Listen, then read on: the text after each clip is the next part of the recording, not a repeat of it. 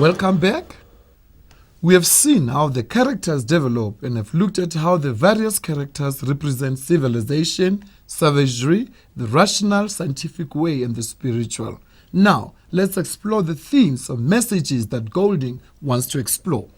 Right, the most important themes are civilization versus savagery, self-interest versus community interest, and lastly, but certainly not less importantly, the loss of innocence. Let's tackle them one by one. Of course, civilization and all that it means, law, order, rules, calm, is represented by Ralph, and savagery is represented by Jack. All right, now in order for civilization to exist, rules and order are required. You know it very well, sitting at school every day. The boys quickly see this and they elect Ralph as their leader. And in doing so, we see their desire to retain the structured, civilized society that they grew up in. Ralph immediately starts to recreate the civilized society that they come from.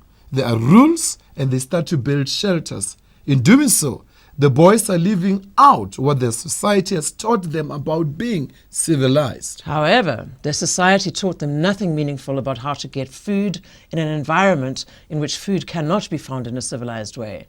The boys have to hunt for their protein. It's significant that Jack is appointed by Ralph to hunt food for everyone. We see here how they're still trying to maintain their civilized ways. And we know, though, that Jack is too power-hungry to accept being appointed to do anything.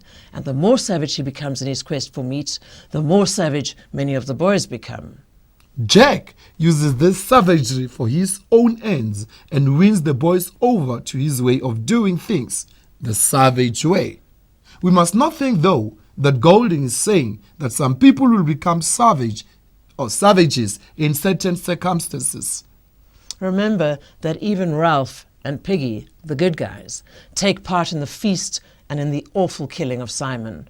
I think that what Golding is saying here is very clearly savagery lurks within each and every one of us.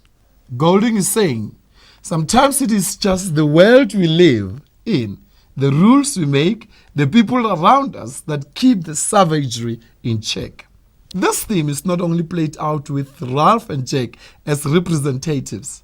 The conch shell that Piggy and Ralph found right at the start of the novel and that was used to call everyone together becomes a symbol of civilization and order.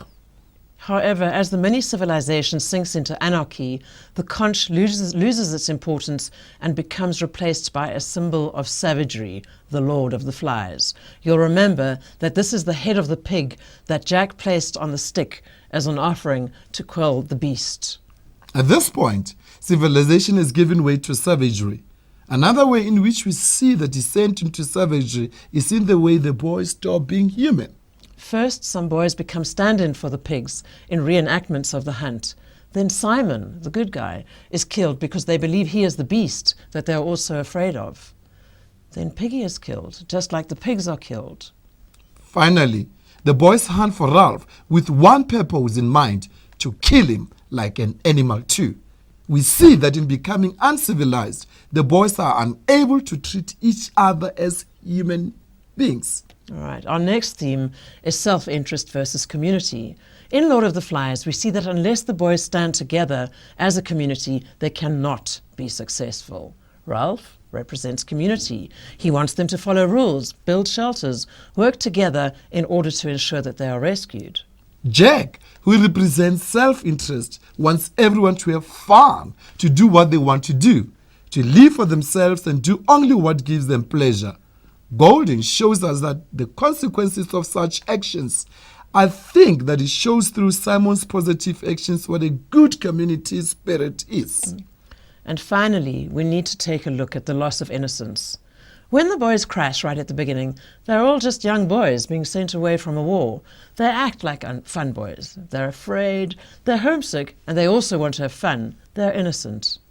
Bit by bit, though, this innocence is stripped away by the various things that happen on the island.